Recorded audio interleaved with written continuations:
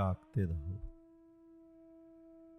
एक महात्मा आया, पूछता है कि मैं मरूंगा तो कहाँ जाऊंगा, कहाँ पैदा होऊंगा, क्या बनूंगा?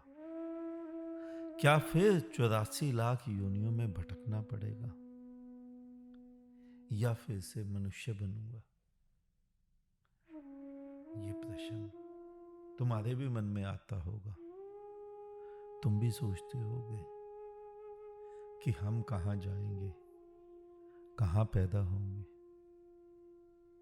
सोचते रहो, मूर्ता की कोई भी सीमा नहीं होती। जितनी मर्जी मूर्ताएं पाल लो, कैसी कैसी मूर्ताएं पाली हुई हैं तुमने। 84 लाख योनियां, केवल 84 लाख ही नहीं है। वो तो जब कभी किसी बुद्ध ने कहा होगा, उस समय धरती पर कुछ ही लोग होंगे, कुछ ही पशु पक्षी होंगे।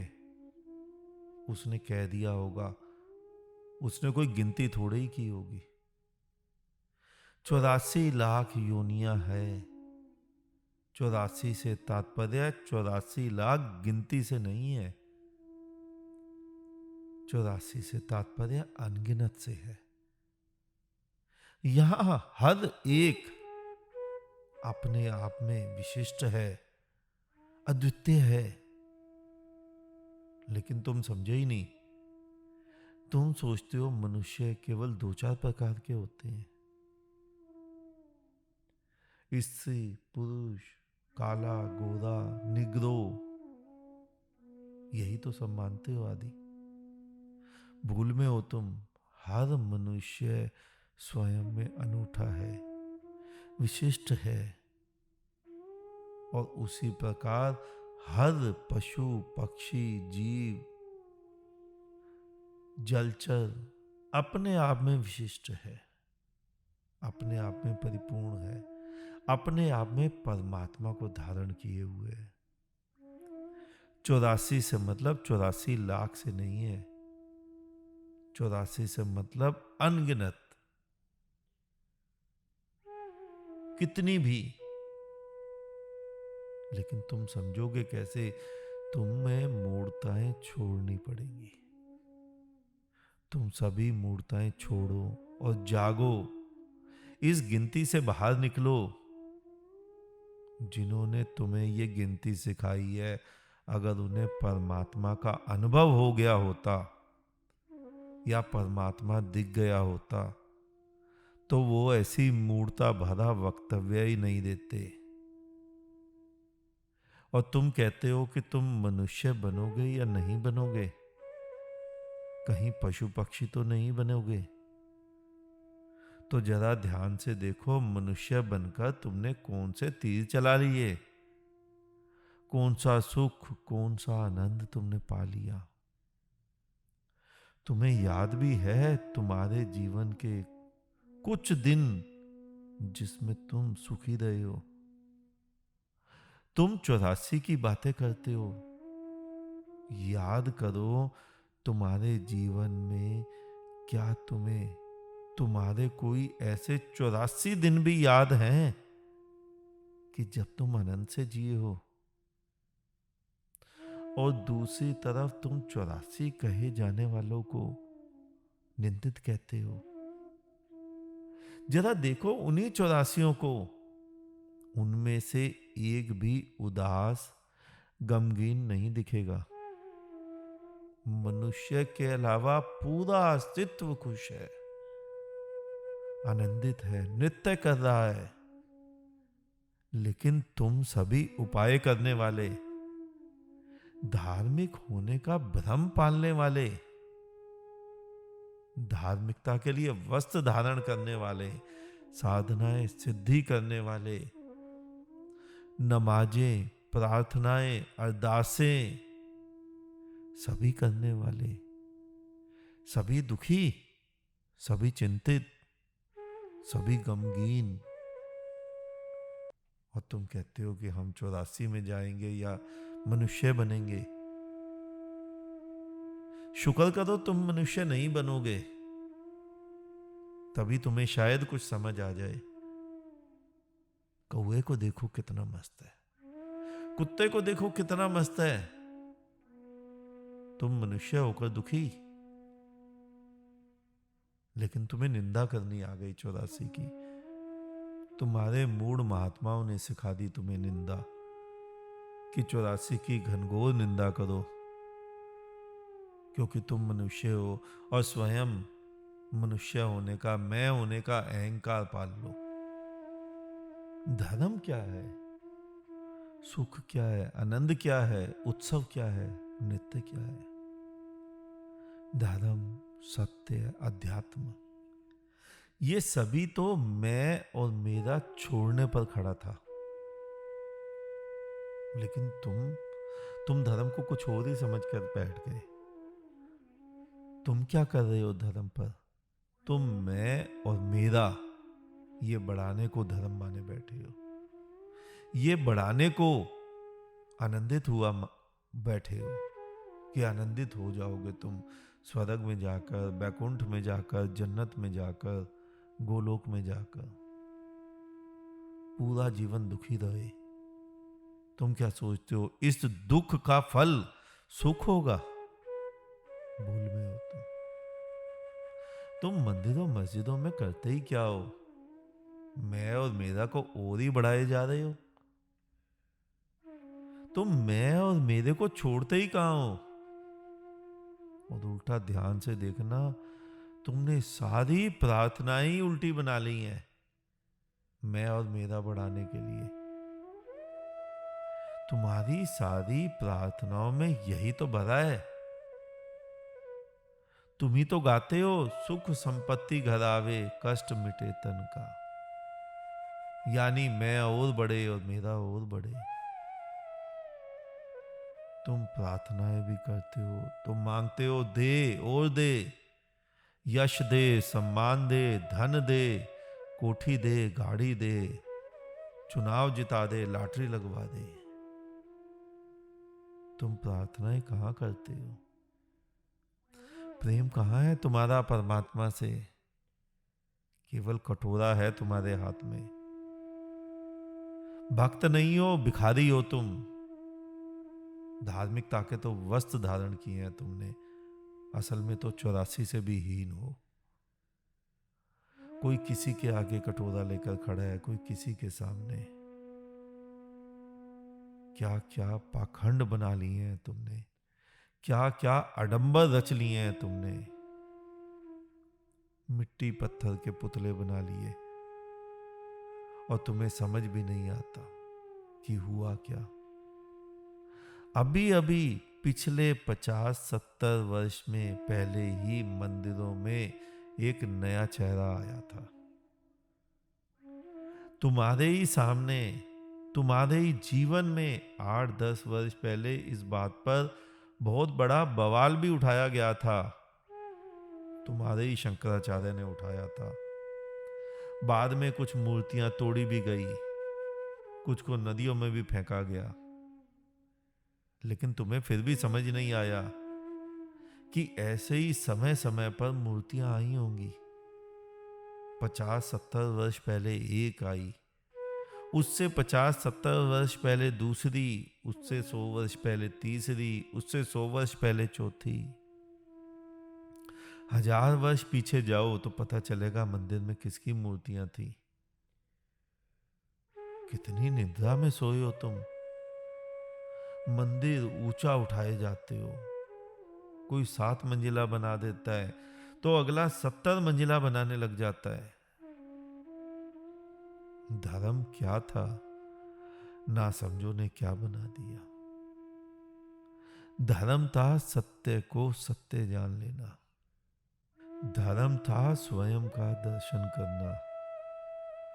तुम बाहर की मूर्तियों का दर्शन करने को ही धर्म मान बैठे।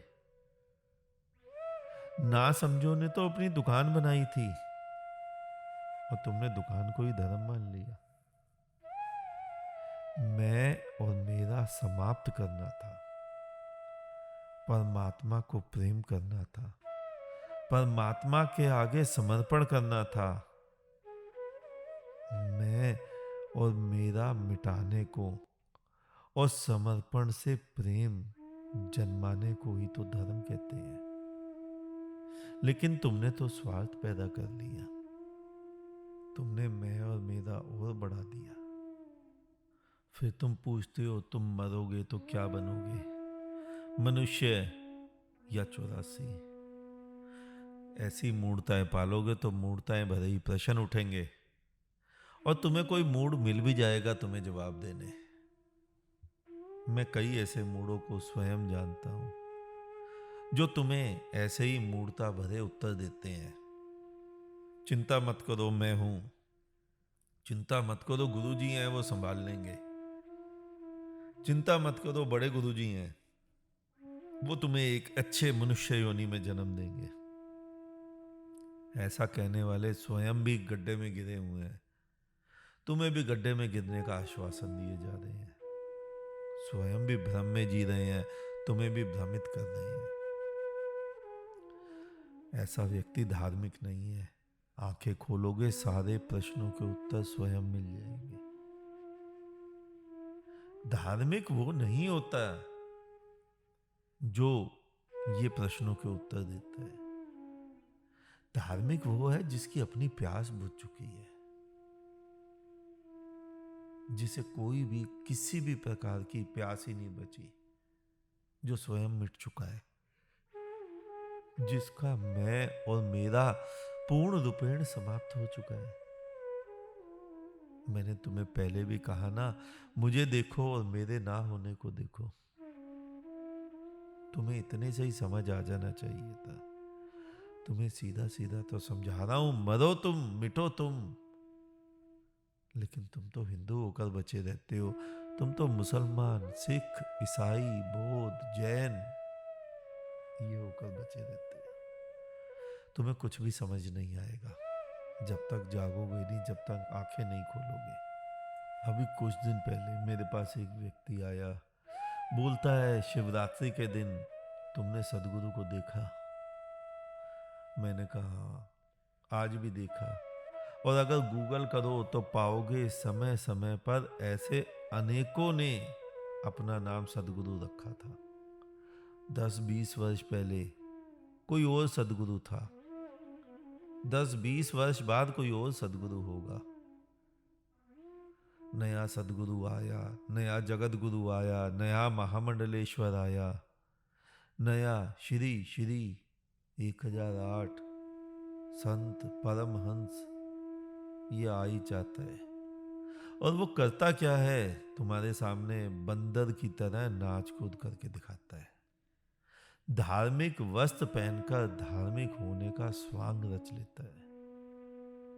वही काम शिवरात्रि में तुम्हारे सामने अनेक सदगुरुओं ने किया होगा, नाच कूद लिया होगा, और तुम भी तो राजी हो जाते हो ऐसे ही बंदरों का करतब देखने को।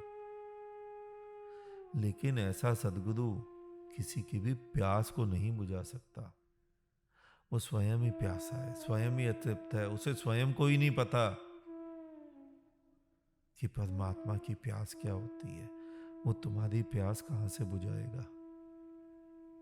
धार्मिक ऐसा व्यक्ति नहीं होता। धार्मिक वो होता है जो तुम्हारी ही प्यास को देखे और तुम्हारी प्यास को इतना बढ़ाए कि आखिर तुम्हें तुम्हारे भीतर का वो झरना मिल जाए। बाहर से तुम्हारी प्यास नहीं बुझेगी, बाहर से प्यास कोई बुझा भी नहीं सकता है। वो तुम्हारी प्यास को बढ़ाएगा, अनंत तक बढ़ाएगा, और इतना बढ़ाएगा कि आखिर तुम पागल हो जाओ और एक बार अपनी बाहर की मैं और मेरा को छोड़कर स्वयं में गोता लगा लो। वहीं तुम्हारी प्यास बुझ जाएगी। वही धार्मिक होता है। हमेशा हमेशा के लिए तुम्हारी प्यास बुझा दे। लेकिन कौन बुझा सकता है, कौन तुम्हें समझा सकता है? वही ना जिसकी प्यास स्वयं की बुझ चुकी हो। और प्यास हमेशा बुझती है भीतर में फूटे झरने से। बाहर का बुद्ध भी क्या करता है? वो भी तो यही करता है, तुम्हारे भीतर के कंकड़ पत्थरों को हटा देता है, जिससे तुम्हारे भीतर का झरना फूट पड़ता है और तुम्हारी प्यास हमेशा हमेशा के लिए बुझ जाती है। मैंने प्रोग्राम देखा, तुमने भी देखा होगा, बहुतों को देख लोगे, बहुत नाचते हैं, सैकड़ों नाच रहे होंगे। दुनिया में हजारों बंदर भी दो नाचते हैं, तुम देखते हो उनका करतब, ताली बजाते हो। क्या होता है बाद में भूल जाते हो। यही तो आज सारे सदगुरु कर रहे हैं। 100 सदगुरु होंगे दुनिया भर में, जगत गुरु, सदगुरु सभी ये कर रहे हैं। धर्म, सत्य, अध्यात्म, ये सब तो मैं और मेरा छोड़ने पर खड़ा था, लेकिन तुम्हारा सभी का धर्म मैं और मेरा बढ़ाने पर खड़ा है।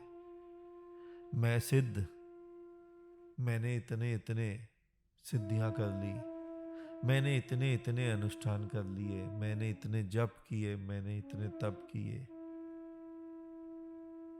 उल्टा समझोगे, उल्टा ही समझा है तुमने, क्योंकि तुमने आंखें खोलकर देखा ही नहीं स्वयं को। आंखें खोलो, स्वयं को देखो। जिस दिन स्वयं को देख लोगे, उसी दिन परमात्मा के दर्शन संभव है। उसी क्षण किसी बुद्ध के पास भी नहीं जाना पड़ेगा, किसी सदगुरु के पास नहीं भटकना पड़ेगा, कोई शास्त्र नहीं पढ़ना पड़ेगा। आंख खोलो, स्वयं को देख लो, बस। आज इतना ही, शेष किसी और दिन। अंत में चारों तरफ बिखरे फैले परमात्मा को मेरा नमन। तुम सभी जागो, जागते रहो।